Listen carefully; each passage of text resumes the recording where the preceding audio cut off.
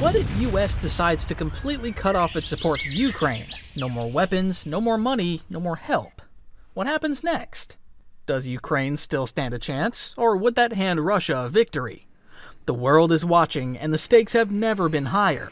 With Russia pushing hard to take over Ukraine, the US has been a major force behind Ukraine's defense. But what if that support suddenly disappears? Would Ukraine be able to hold its ground, or is this a battle it can't win without America's help? Alright, let's get straight to it. Why does America care so much about Ukraine?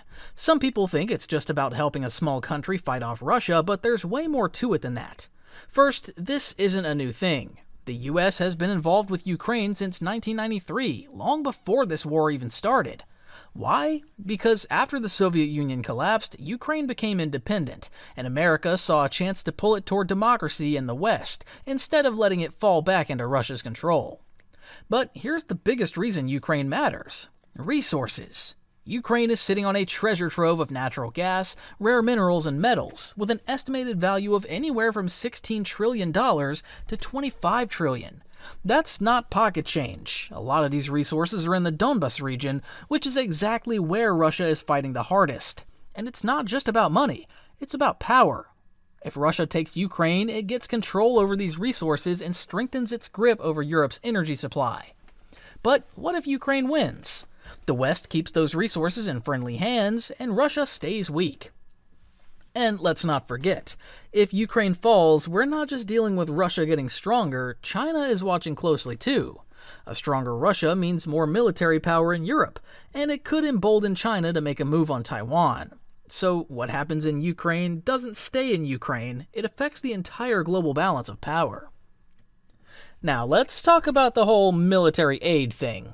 A lot of people say, why are we sending all this money to Ukraine? And I get it. It sounds like a lot of cash, but here's the thing. It's not just about giving away money. Most of the weapons we send to Ukraine aren't brand new, they're actually old gear that the US needed to replace anyway. The billions in military aid allocated for foreign use primarily supports US military stockpile improvements. Like replacing your outdated phone, you eliminate the obsolete technology, while Ukraine receives necessary equipment to continue its defensive operations. But there's more to it. The United States sends aid, which does not dissipate into nothingness. The funds go directly to support America's military operations within our national borders. It goes into American jobs, paying military contractors and boosting the economy. So the money isn't just going to Ukraine, it's helping keep American workers employed and supporting our own defense industry. In other words, that aid is doing double duty. U.S. support enables Ukraine to protect itself while sustaining economic stability throughout the nation. So it's not all bad, right? So, what if Trump does decide to cut off U.S. support completely? Can Ukraine still win the war? The short answer is yes. It will be harder, but not impossible. First off, it's important to remember that Ukraine isn't just relying on the U.S. for support. If the US pulls back, other countries in NATO, like Poland, Germany, and the UK, are already stepping up. These nations fully grasp that Russian occupation of Ukraine will extend beyond Ukrainian borders. They're going to keep pushing, and other European countries will be next on Trump's list. So they're not going to let Ukraine fall easily. Plus, Ukraine has really ramped up its own production. They started making their own drones, missiles, and artillery shells, which is pretty impressive. This means they're not just relying on others to send them supplies, they've got some of their own firepower. That said, if the US stops helping, Ukraine will probably have to rely more on Europe. But here's the thing, Europe won't let Ukraine go down without a fight. NATO countries aren't just going to sit by and watch Russia take over Ukraine, they know the bigger picture. If Russia wins, it's not just bad for Ukraine, it's bad for all of Europe. So Ukraine has a chance, even without US support, but it's definitely going to be harder. The European allies would have to step up more, and Ukraine would need to keep getting creative with its resources. It won't be easy, but it's not over yet. Now, let's talk about why this matters to the US and why it's not just about Ukraine. If Ukraine wins this war, there are going to be a lot of long-term benefits for the US. First off, think about future arms sales. Right now, Ukraine is buying weapons from all over the world, mostly from Russia. The victory of Ukraine against Russian control will lead them to purchase weapons specifically from NATO and the United States. NATO and the United States lead this list of potential weapon suppliers. Future weapon acquisitions from NATO and the US will generate billions of dollars in sales. The weapons delivered to Ukraine now will lead to future defense contracts for NATO and the United States if Ukraine emerges victorious. But it doesn't stop there.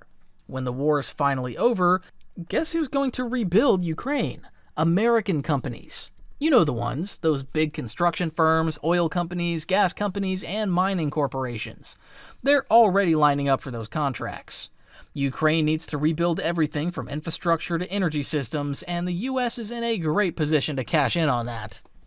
Alright, so now you might be wondering, why should I care about all this? Well, let me tell you. If Ukraine wins the war, it doesn't just mean a victory for them, it means a weaker Russia, and that's good for everyone, especially the US, and if Russia wins, they'll keep pushing.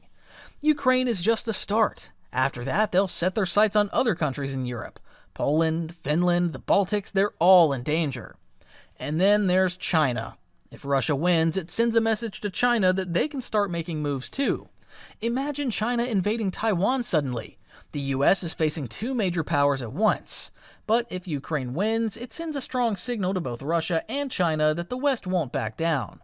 A strong Ukraine means a weaker Russia, a stronger NATO, and less chance for big global conflicts like the one we might face with China. And that means more security for everyone, including the US. So, if Ukraine wins, it's good for America's security, and not just in the short term. It's about creating a more stable world, where the US can continue to lead without worrying about Russia or China making aggressive moves. So, what's the bottom line? Why does this whole situation matter? If Ukraine wins, it's about so much more than just a single country. It's about global stability and security. A win for Ukraine means a weaker Russia, a stronger NATO, and a safer world for the US. It means that countries like Russia and China won't be able to push their aggressive agendas without serious pushback. If Ukraine falls, though, the opposite happens. Russia grows stronger and NATO's credibility takes a hit. This could spark a chain reaction where more countries in Europe feel vulnerable. And that opens up the door for bigger conflicts, not just in Europe, but possibly in places like Asia, with China making its own moves. But if Ukraine wins, the US gains too: future arms deals, a boost in security, and a stronger global influence. Not to mention, American companies would be in a prime position to help rebuild Ukraine after the war. In the end, Ukraine's fight isn't just for its own freedom, it's for the freedom and security of the entire Western world. And the US plays a huge role in that outcome, whether or not Trump decides to cut aid. So, what do you think? Should the US continue its support, or should it pull back and let Europe take over? Let me know in the comments, and if you found this breakdown helpful, don't forget to hit the like button and subscribe for more deep dives into these big issues. Thanks for watching, and I'll see you in the next one.